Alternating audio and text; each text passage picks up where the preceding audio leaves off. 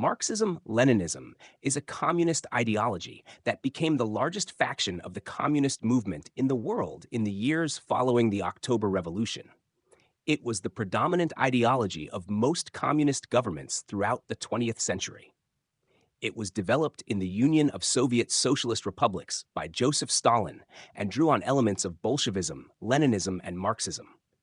It was the state ideology of the Soviet Union, Soviet satellite states in the Eastern Bloc, and various countries in the non-aligned movement and Third World during the Cold War, as well as the Communist International after Bolshevization. Today, Marxism-Leninism is the de jure ideology of the ruling parties of China, Cuba, Laos, and Vietnam, as well as many other communist parties. The state ideology of North Korea is derived from Marxism-Leninism, although its evolution is disputed. Marxism-Leninism was developed from Bolshevism by Joseph Stalin in the 1920s based on his understanding and synthesis of classical Marxism and Leninism.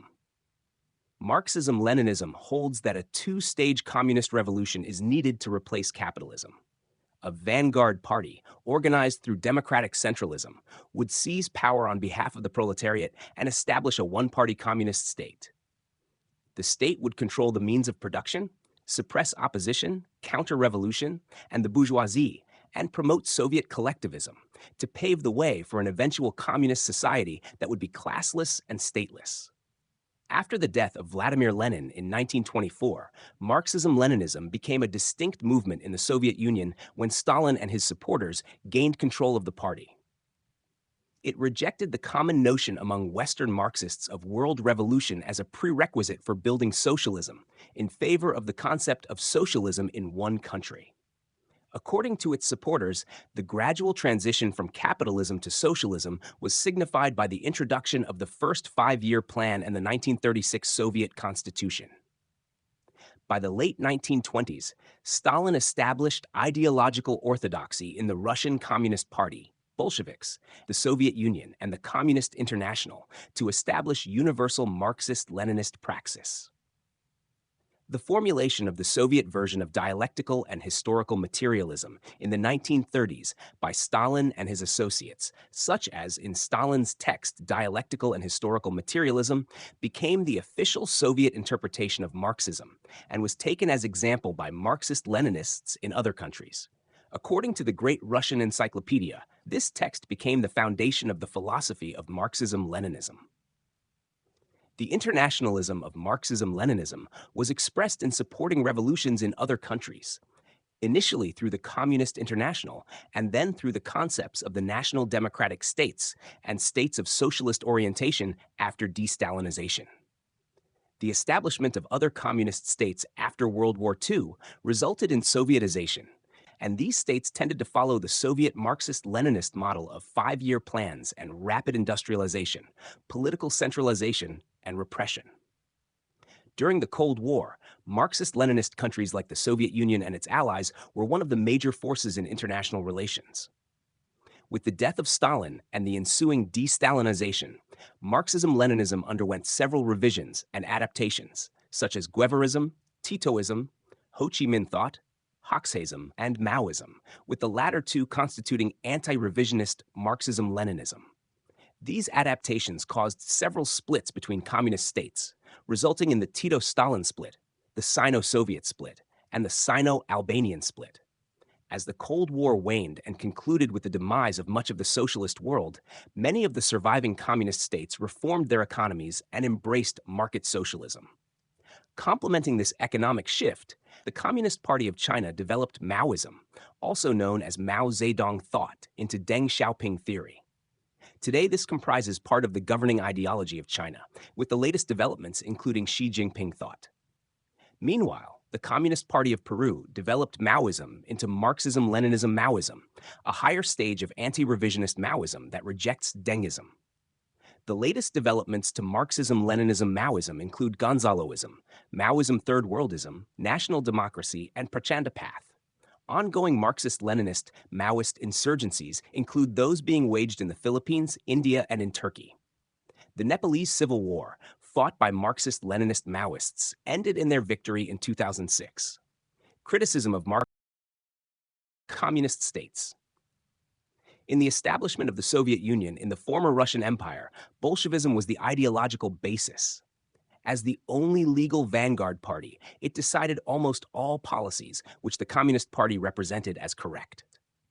Because Leninism was the revolutionary means to achieving socialism in the praxis of government, the relationship between ideology and decision-making inclined to pragmatism, and most policy decisions were taken in light of the continual and permanent development of Marxism-Leninism with ideological adaptation to material conditions. The Bolshevik Party lost in the 1917 Russian Constituent Assembly election, obtaining 23.3% of the vote, to the Socialist Revolutionary Party, which obtained 37.6%. On the 6th of January 1918, the draft decree on the dissolution of the Constituent Assembly was issued by the Central Executive Committee of the Congress of Soviets, a committee dominated by Vladimir Lenin, who had previously supported multi-party free elections. After the Bolshevik defeat, Lenin started referring to the assembly as a deceptive form of bourgeois democratic parliamentarism. This was criticized as being the development of vanguardism as a form of hierarchical party elite that controlled society. Within 5 years of the death of Lenin, Joseph Stalin completed his rise to power and was the leader of the Soviet Union, who theorized and applied the socialist theories of Lenin and Karl Marx as political expediencies used to realize his plans for the Soviet Union and for world socialism. Concerning Questions of Leninism, 1926, represented Marxism-Leninism as a separate communist ideology and featured a global hierarchy of communist parties and revolutionary vanguard parties in each country of the world. With that, Stalin's application of Marxism-Leninism to the situation of the Soviet Union became Stalinism, the official state ideology until his death in 1953. In Marxist political discourse, Stalinism, denoting and connoting the theory and praxis of Stalin, has two usages, namely praise of Stalin by Marxist-Leninists who believe Stalin successfully developed Lenin's legacy, and criticism of Stalin by Marxist-Leninists and other Marxists who repudiate Stalin's political purges, social class repressions, and bureaucratic terrorism. As the left opposition to Stalin within the Soviet Party and government, Leon Trotsky and Trotskyists argued that Marxist-Leninist ideology contradicted Marxism and Leninism in theory. Therefore, Stalin's ideology was not useful for the implementation of socialism in Russia. Moreover, Trotskyists within the party identified their anti-Stalinist communist ideology as Bolshevik Leninism and supported the permanent revolution to differentiate themselves from Stalin's justification and implementation of socialism in one country. After the Sino-Soviet split of the 1960s, the Chinese Communist Party and the Communist Party of the Soviet Union claimed to be the sole heir and successor to Stalin concerning the correct interpretation of Marxism-Leninism and ideological leader of world communism. In that vein, Mao Zedong thought, Mao Zedong's updating and adaptation of Marxism-Leninism to Chinese conditions in which revolutionary praxis is primary and ideological orthodoxy is secondary, represents urban Marxism-Leninism adapted to pre-industrial China. The claim that Mao had adapted Marxism-Leninism to Chinese conditions evolved into the idea that he had updated it in a fundamental way, applying to the world as a whole. Consequently, Mao Zedong thought became the official state ideology of the People's Republic of China, as well as the ideological basis of communist parties around the world which sympathized with China.